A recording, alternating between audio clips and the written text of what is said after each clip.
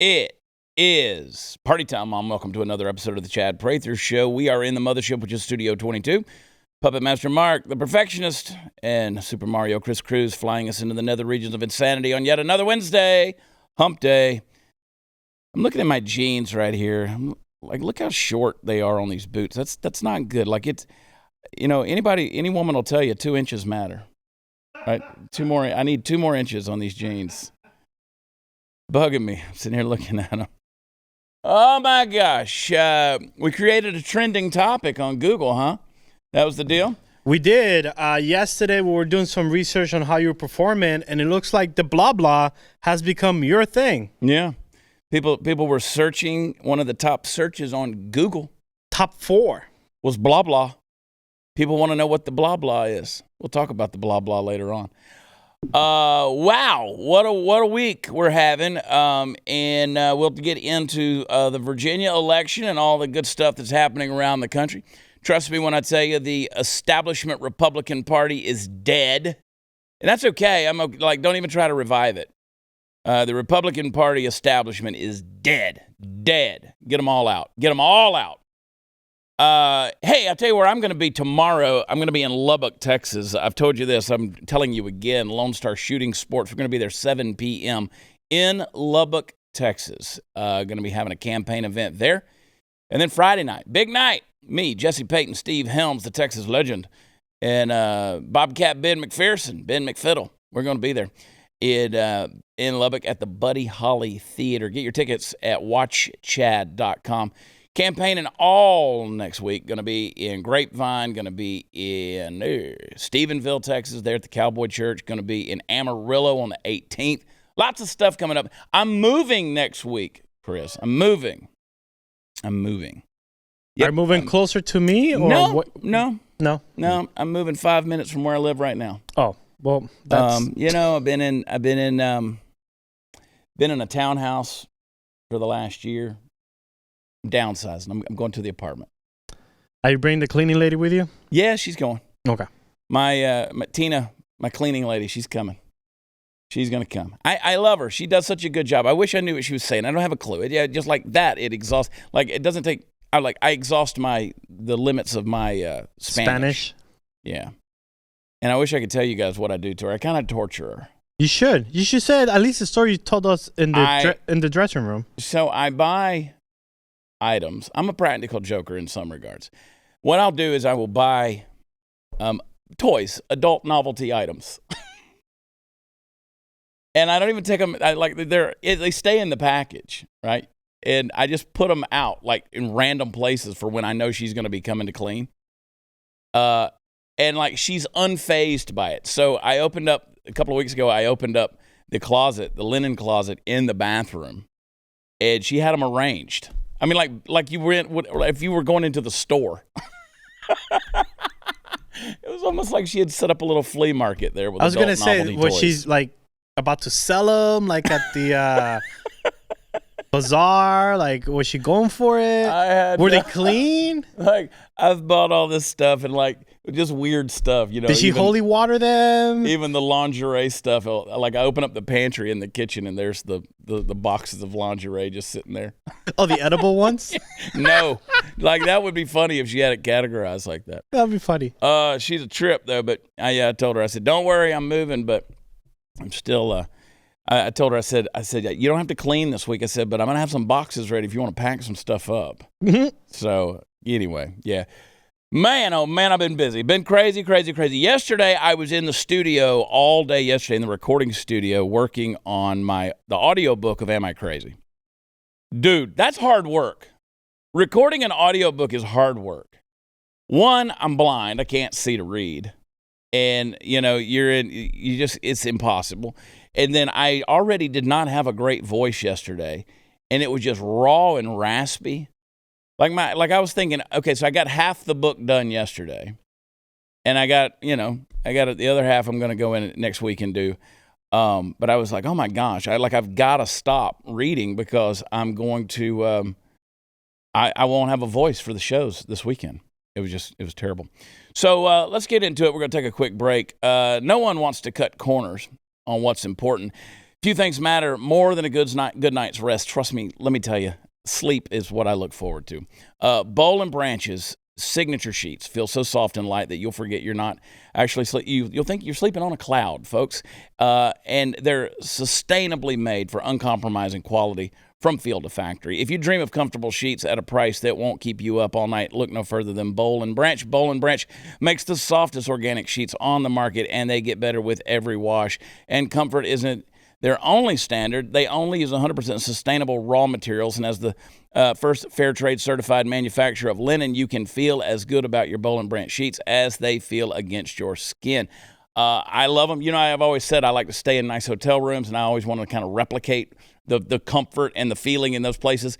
But, you know, you're like, I don't want to spend a fortune on sheets. Boll and Branch is the answer. Experience the best sheets you've ever felt at Boll and Branch. Get 15% off your first set of sheets when you use promo code WATCHCHAD at checkout. That's BOLL and Branch. Boll and A&D branch.com. Bollandbranch.com. Use promo code WATCHCHAD. We'll be right back.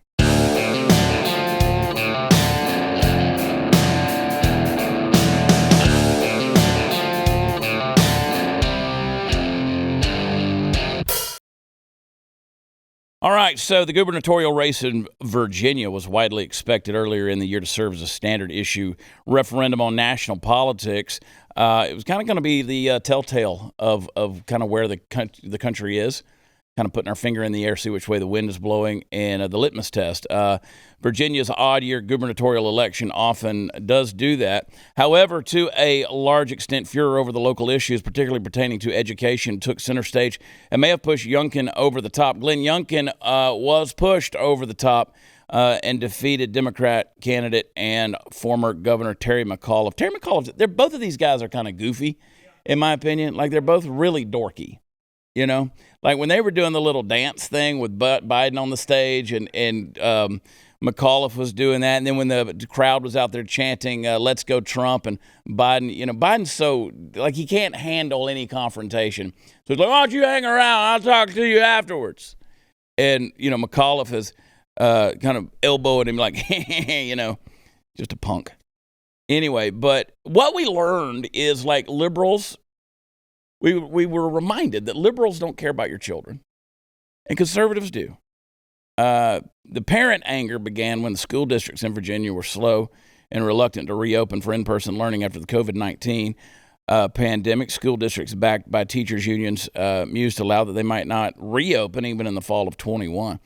And then there was the whole Loudoun County thing, which became the focus of the national spotlight when a Loudoun County parent was arrested after an angry confrontation at a school board meeting wherein he alleged that his daughter had been sexually assaulted by a gender-fluid student in a restroom, although the officials denied any knowledge. We talked about this last week on the show about how that was a bunch of BS based on the emails that came out. They knew. And then the mom of the rapist or the accused rapist or the alleged gender-fluid boy, yes, she said, oh, he was just trying to get some. Yeah, so the mom of the alleged rapist came out and said he's a boy and he just want to have sex, and then quotes and says, she's 15. Why didn't she defend herself? Why didn't she fight back? Yes. Stupid. Dumb. Insanity. Mental illness is what that is. I mean, I'm just a boy, and I want to have it too, but I'm, you know. Well, I'm not just going to go get it. I wants me some sex, so I went and I got me some.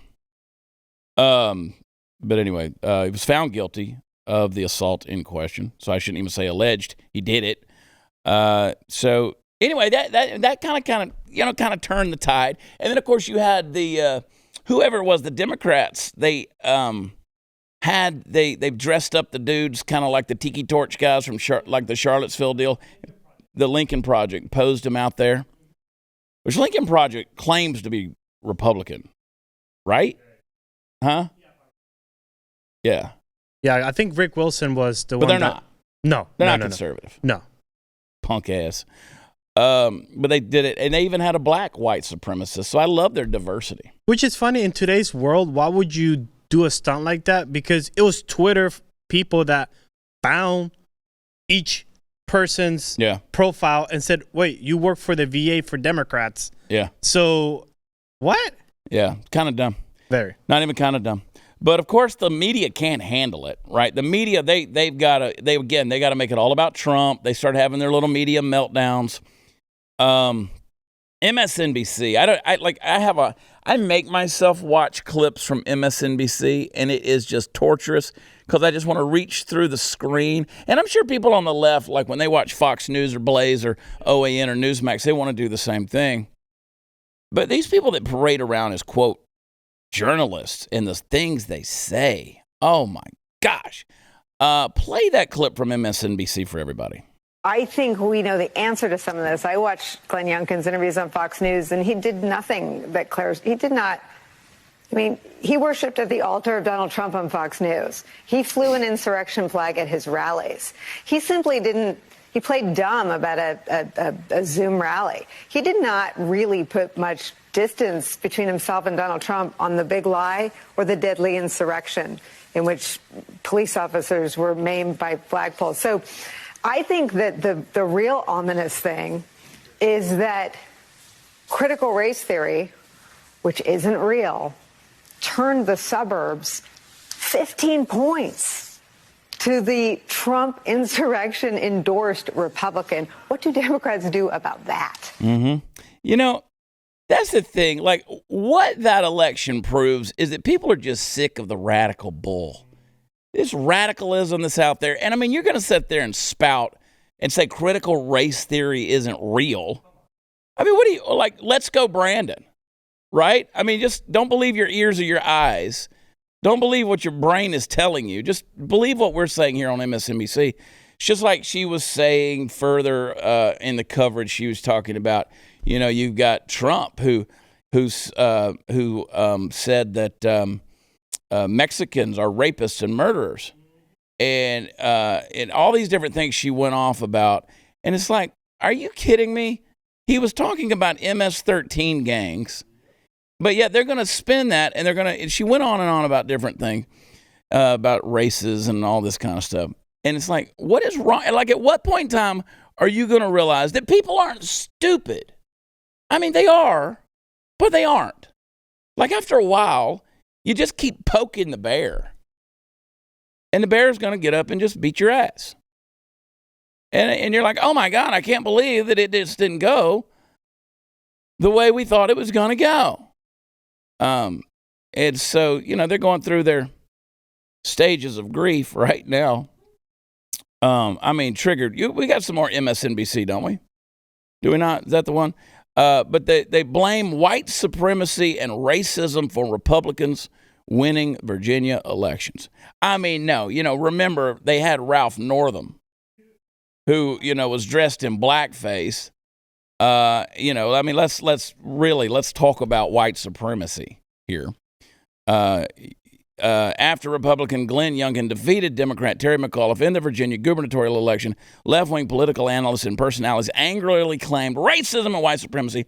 That's what fueled. I mean, because that's what fuels I mean, I tell you what, yesterday I went to the polling place and I voted on the new potential amendments to the Texas Constitution. And like, I just never was motivated by white supremacy when I went in to do it. Like, nothing ever crossed my mind. I went in, I showed them my ID, they handed me a ballot, I went and sat down, got up, put my ballot in the box. You know, I had my little voting map of how I was going to vote and on all the amendments. And as I was walking out, one of the pollsters there, she said, sir, you can't wear, I was actually wearing this hoodie. She goes, you can't wear clothing like that when you come back to vote in the next election. And I thought she was talking about, because it said unapologetic patriot. And I did the same thing. I was like, what? And she goes, well, Chad Prather is going to be on the ballot, and you have his name on your sleeve. Yeah. And I said, well, I'm going to have a hard time getting dressed because everything I own has Chad Prather on it. She goes, really? I said, yeah, because I'm him. Oh, but I mean, you know, the election, you know, declaring and that caring about education, this was MSNBC, they declared, that if you care about education, that's a racist dog whistle. They claimed Americans simply loves white supremacy. Ooh, we just love it so much. You people are insane. Joy Reid, the exit polls showed that, which was interesting, that the coronavirus or that the virus was very low importance to many voters. It was education, which is code for white parents don't like the idea of teaching about race.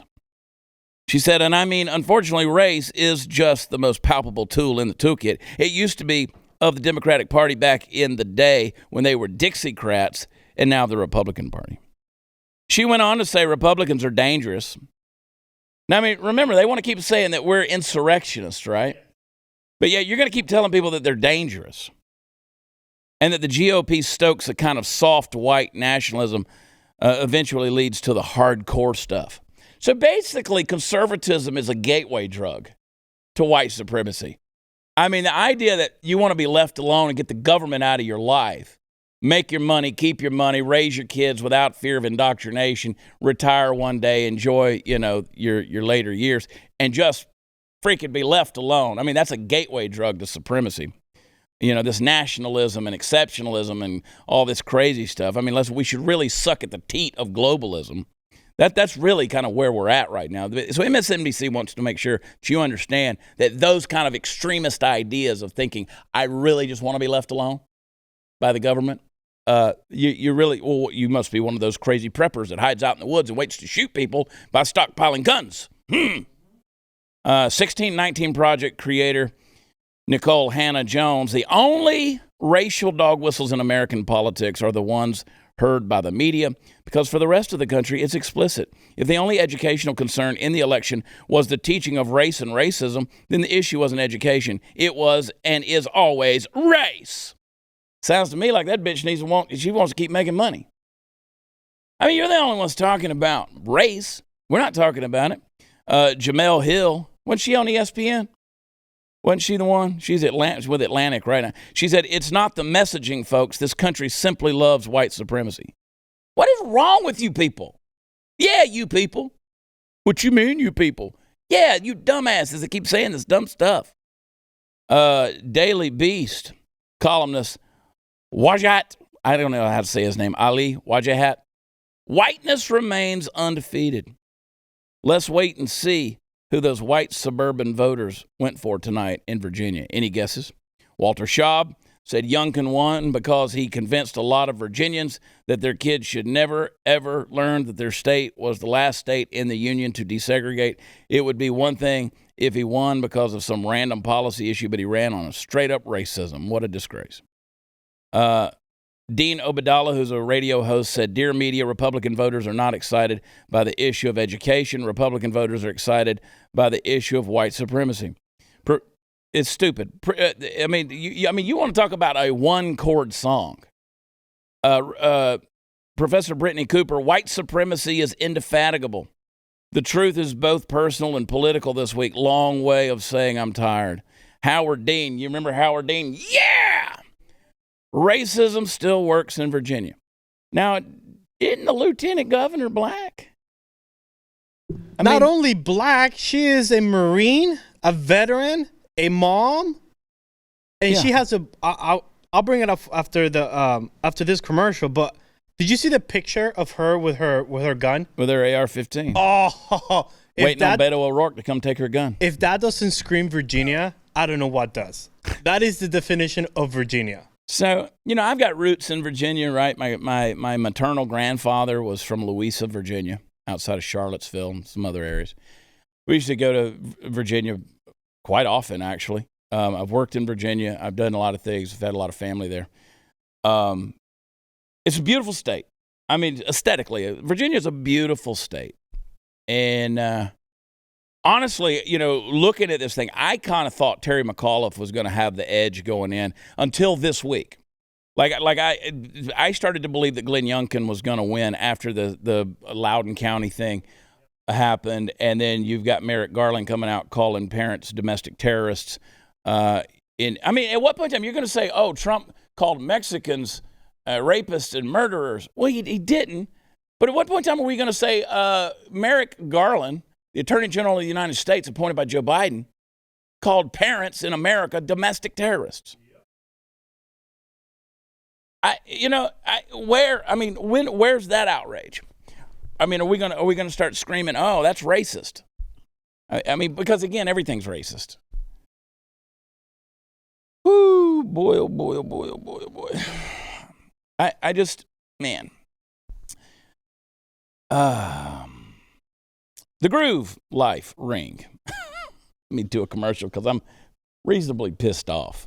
I just one point in time, like again, I go back to what that kid said at the TPUSA when he just stepped up to the microphone and said, "At what point in time do we start using the guns?" I know. Well, I mean, we're at this point right now where I don't want violence in any way, shape, or form. But what I do is, if you want to just go off and run your own progressive, radical country, then have it, okay? You take 25 states, we'll take 25 states. And let's do an experiment of what's going to be more successful in 25 years. Anyway, Groove. I love Groove Life. They got that ring. It's the only breathable silicone ring. The grooves in the ring let air in and moisture out. It's very comfortable. You'll even forget you're wearing it, but that's not all. Groove makes the belts. I wear the belts every single day. I've been wearing that thing. It's the most comfortable belt known to man. Groove belt's so amazingly comfortable that I don't even have to worry about. I love it when you don't have to worry about the holes in the belt because then you know you're getting fat. Not with the Groove. It's got the magnetic buckle on the front. You just lock it, and if you need to tighten it up, you just pull it a little bit, and it tightens up and loosens it the same way. And you don't even. It just fits. And once it's there, you forget about it. So if you're carrying your firearm or something like that, it's a good material for that. Very durable. It's got that snap with that high strength magnet in there. Just get in there and pop. And it doesn't come loose. So they got a mission you can get behind. Their goal is to serve people, inspire adventure, and reflect God in every aspect of their business. They got a 94-year no BS warranty on every single product they sell. Cut it, stretch it, lose it, break it, no problem. They will replace it. Trust me, you're going to love the toughest, most comfortable belt known to man, the most comfortable ring on the market. With the Groove Life Lifetime Warranty, there's no risk. Right now, get 15% off your Groove Life order at groovelife.com. That's GROOVE Life, groovelife.com. Use promo code CHAD15. Go to groovelife.com, use promo code CHAD15, get that 15% off, and we'll be right back.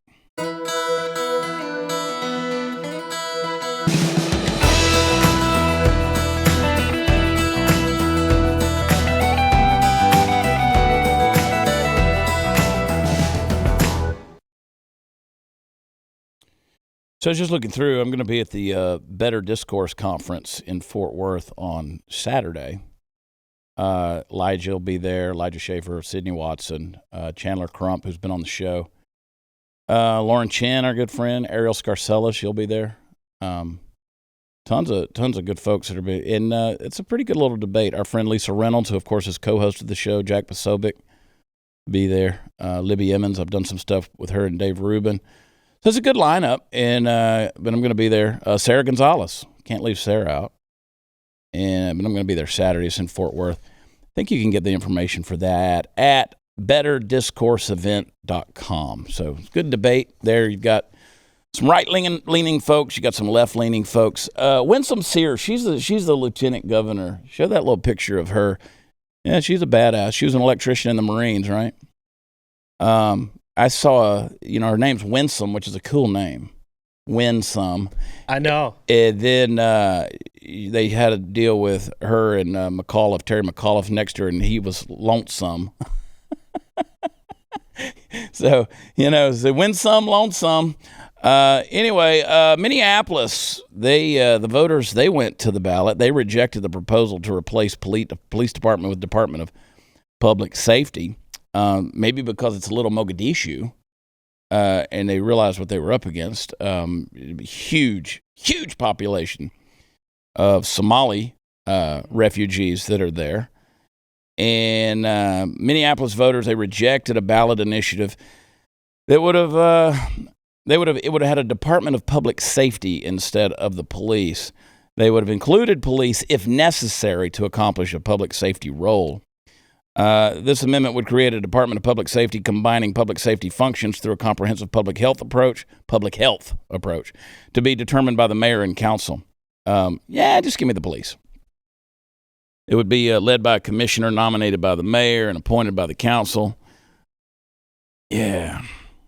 I mean, why not? Let's have a little governmental overreach and some healthcare workers and some social workers and all that kind of stuff. Anything that's backed by Ilhan Omar and State Attorney General Keith Ellison, don't back it. Don't back it. It was also backed by Senator Amy Klobuchar as well as Governor Tim Walz. Don't back that stuff. They shot down the proposal, but a sizable proportion of them appear to have voted in favor of it based on the election results so far. But 56% voted against the measure. I mean, stop embracing these ideologies, folks. I mean, stop with these ideologies stop making ideology into policy.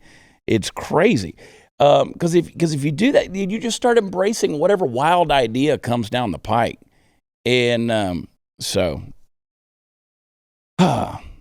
anyway, we're literally, folks, let me just vent for a minute. We're literally on the precipice of chaos in the streets. Now, let me give you an example. Maybe you don't mind uncontrolled violence, looting, and rioting in your city streets, but I'm rather averse to it. I don't really want it happening around my house, not personally. So I want to welcome you to the upcoming menagerie of murder and mayhem that's Los Angeles County, L.A. Lock your doors, hide your stuff, because if you don't, someone is apt to try and steal them. Yes, stately L.A. County, where mandatory acceptance of the blah, blah has fallen into fashion. Now, we would think of all places where they would mandate the blah, blah. It would be L.A., California, right? But one man stands in the way. One man has put his shoulder up against the onslaught and is trying to hold it back. One man in L.A. County. Will he succeed? Well, it's L.A. County, so probably not. But the fight's going to be entertaining in the meantime, and I want you to watch it. Sheriff Alex Villanueva put out a statement to the public the other day about the decision on the part of the L.A. Board of Supervisors to make the blah, blah mandatory for all county employees. In short, he's not going to enforce it. Not going to do it. And why? Well, it sounds like somebody's got some common sense, because he said in his statement, I cannot enforce reckless mandates that put the public safety at risk. Good Lord, what a concept. Sheriff Villanueva must be getting his tap water piped in from elsewhere in the country, because he apparently hasn't caught the virulent contagion of stupid that everyone else in the state of California seemed to have. He went on to state that these mandates are causing people to leave the police force. Some of them are retiring early. They're changing careers. Some of them are getting that, long overdue surgery. People are just disappearing. Whatever the case, Villanueva estimates that he could lose over 40% of his workforce in a single day. 40% in a single day. Folks, if you lose almost half the cops, even in a small town, everything goes bonkers overnight, let alone L.A. County, which is all kinds of screwed up on a good day. If you wanted to find a way to defund the police without saying you're defunding the police, throwing the blah, blah in everybody's face and taking away any option B is the way to do it. See, I want you to remember back a year ago, maybe a little bit longer, when everyone was jabbering enthusiastically on the left about defunding the police, and then it sort of quieted down. Like nobody was saying defund the police anymore, right? Newsflash, folks. It wasn't because they forgot about it, and it wasn't because in the cases where they were just tried it and it didn't work. Plans not working has never really been a major deterrent for the left. They just keep hitting the brick wall, and they just keep pounding into it, hoping that one day that it won't be there anymore. And hey, maybe with the blah, blah, they've got their chances to David Copperfield that thing, but not in L.A. County, at least for now. Here's what I want you to take away from this, okay? Here's why I'm saying this. It's important beyond whatever Sunday words I can, spill at you, that we are hyper vigilant in this country of ours, especially right now, or else we're going to lose it. Cases like what's going on in Los Angeles County may seem like they only affect that one area. You're like, I don't live in L.A. County. Why does that bother me? The fallout from bad decisions always finds a decent headwind, and it spreads further than you think it will. What is being set right now in our country is a new precedent. Your job, as always, is to be the best American that you can be. That means fighting this kind of thing when it comes into your neck of the woods. It means educating yourself and your children about what it means to be an American. Oh, and by the way, get your kids out of those damn public schools while you're at it. And it means never assume that the left isn't willing to do whatever it takes to gain power. I'm not saying that you have to find a conspiracy theory under every rock, but I'm saying that the county board of supervisors who are willing to undermine the safety and well-being of the people they represent just so they can win that leftist bingo game and get everybody on the blah blah, well, those folks, they kind of strike me as having a hidden motivation. Don't be fooled, folks. See, that's just another way of defunding the police. Force everybody to get the blah blah. So Minneapolis, they want to change the names. Remember, I tell you all the time, language matters. What you call something matters. How you determine it. So they're just going to say, oh, it sounds so, it's so sterile. Just say, well, let's just say the Department of Public Safety. That sounds nice and it's safe, but it's not safe. And then you have, make sure all of our police force are given the blah blah. So the people who are in charge of the pokey are going to lose their jobs if they don't get the pokey. See what I'm saying? So that's just their way of defunding the police. It's an all-out attack on authority, folks. All-out attack on people who have authority. They want these professionals. They want these law enforcement officers. They want our medical professionals. They want our healthcare workers. They want our firefighters, our first responders. They want the people that run to crisis when we're running away from it. The people who keep us safe, the people who protect us. They want them under attack. Because you know who it leaves in control? Them. The leftist yahoos that are pushing this stuff. So they're just finding another way to defund the police by forcing them out. Woo! Hey, fall is here. Boy, it is here. And the cool weather, with it comes the flu season. You remember the flu? Now's the time to beef up your immune system with something that is tried and true, a daily dose of real fruits and vegetables, the kind you get in Field of Greens. Field of Greens is unlike any other superfoods because it uses real USDA organic fruits and vegetables packed with antioxidants. It can support heart health, metabolism, blood pressure, and digestion. Plus, it's pre- and probiotic. It's great for everyone in your family, and unlike other nutritional drinks, which usually rely on only one vegetable, Field of Greens is packed with 18 clinically researched essential fruits and vegetables. Taking Field of Greens is super easy. Just put 1 scoop in a glass of water, stir it up, drink it, and you're done. And the best part about it is it tastes great. Go to BrickHouseChad.com. Get 15% off your first order when you use promo code CHAD. I spell it Chad. Give this a try. Your body will thank you. BrickHouseChad.com.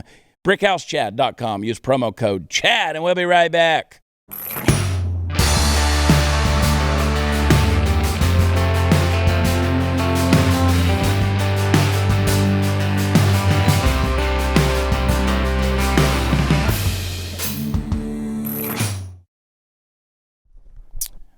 So Chris handed me a test. I want to take this test.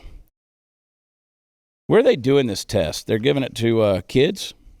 Yes. So the gender unicorn test is given to 10th graders. So that 10th graders, so that they could learn about their sexual identity, their preference at a public school in Kansas. Okay, so let me show there it is, the gender unicorn, and there's like a little list of arrows and lines. There it is on the full screen.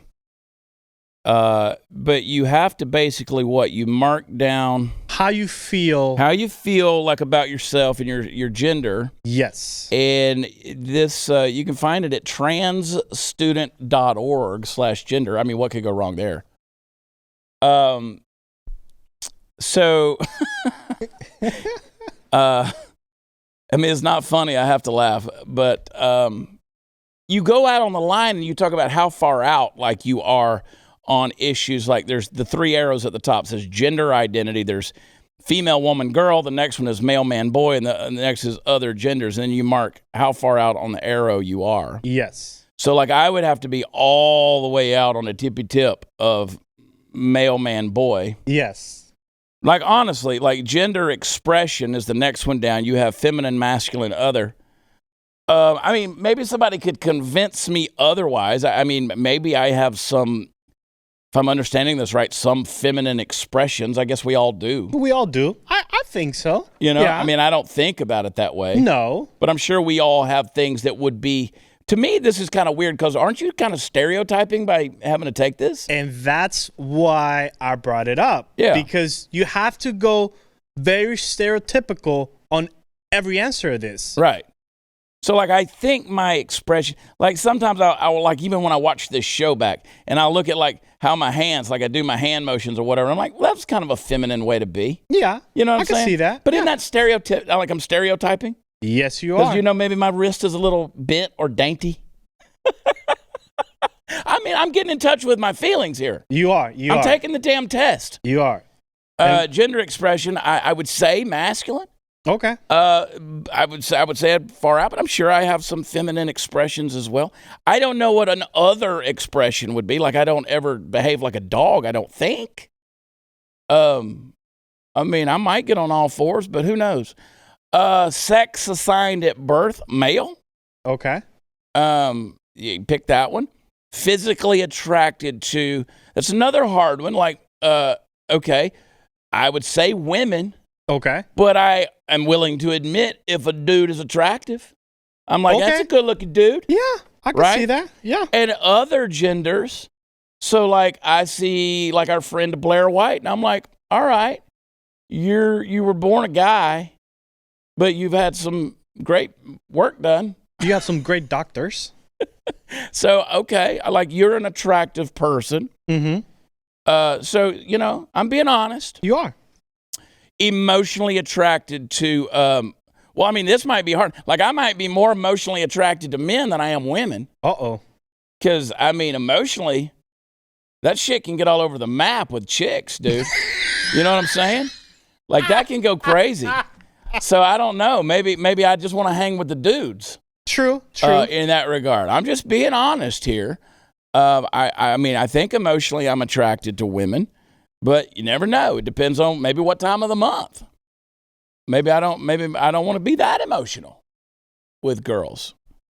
So there you go. And then it's got the opportunity to list if you're emotionally attracted to other genders. I don't know if I've hung out with other genders besides male and female enough to know if they entice me emotionally. But I'm willing to explore it.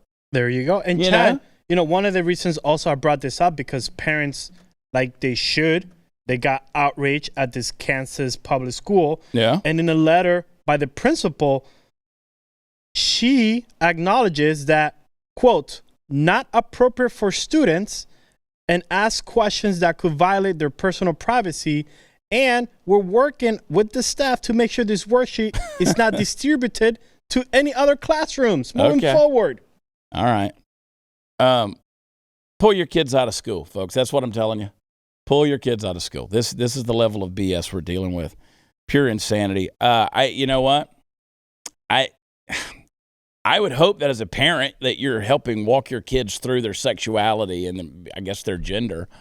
I think we're making up problems in a lot of cases. We're just creating problems for kids to have. And I mean, I would hope that, when it comes to these kind of things, you're having a conversation with your kids. I don't need a teacher with a worksheet with a unicorn on here coming up with some kind of, I mean, it's just like I'm going to make up all this stuff to say, how do you feel about this unicorn feeling you're feeling? Well, I don't know. I've never been around a unicorn. So I don't know how to associate with an effing unicorn. Oh, my gosh. Bring me back down to reality. Show me a TikTok video, Chris. So I'm hearing a lot of stories about ICUs filling up in hospitals. What is that? What? Blob of the Hut. First of all, is that a hammer and sickle on that thing's hat? All right. I don't. First of all, I mean, like of all the things I noticed was the hammer and sickle on the hat. All right. Play it. And hospitals having to make decisions about who gets an ICU bed, that's terrifying enough. But the problem I have is that I've heard that they are maybe not able to give an ICU bed to people having a heart attack or a stroke. Okay, My dad has a heart condition. He has heart disease. He's had 6, 7, maybe even 8 heart attacks, one of them a widowmaker. God willing, he survived all of them. He is double vaccinated with the Pfizer vaccine. He's going to get the booster as soon as it's available. You are telling me my dad's lived in fear for 18 months of this virus, that if he gets it, he could die, just to get the vaccine, hoping that it would be okay now. Now, if he has something wrong with his heart and he has to go to the hospital, he could be turned away because the hospital is dealing with unvaccinated people who are too selfish to get the vaccine? Are you f***ing kidding me? How the f*** is this real? How are your titties real, dude? I like what? Like what goes through somebody's mind to say, you know what? I weigh 425 pounds. I'm just gonna pop my shirt off, step into the garage, put my Russian hat on, and yell about the healthcare system in America. Look at this guy. You want to talk about, you are a walking pre-existing condition. Like, if the fruit's not falling far from the tree, bro, I got to understand why your dad's had 4 heart attacks is staring me right in the face with both nipples. 8 of them. 8 heart attacks. You guys might want to change your diet in the look at that guy. That's a lot of human right there. And nothing against people living in trailers, but I feel like that's a double wide. Yeah, they need to knock a wall out. And let me go back to my emotional expression for males and females. Whatever that is, I'm not emotionally attracted to that. Okay, like I don't even know what he was talking about. His dad doesn't get a bed or whatever. Okay, I'm hearing the crazy hypocrisy, the same kind of thing that we call out every single day on this show. I think I'm hearing what you're saying, and I want to say that I was agreeing with you, but bro, I just can't get past the hypocrisy that is you bitching about the healthcare in America when look at you. Like, look at you. I understand that we're all a little bit more than we should be these days, but damn, bro. Like, damn. Like, how many turkeys do y'all cook for Thanksgiving? Oh, my God, he's got a valid message and you're fat shaming him. No, bro, I just want you to live, man. Like, I just want you to live, and you're not living. And I would love to see a picture of that dude's dad. Like, I'd pay $5 right now to see a picture of that dude's dad. My gosh, we got a review. We got some things to wrap up. We'll be right back.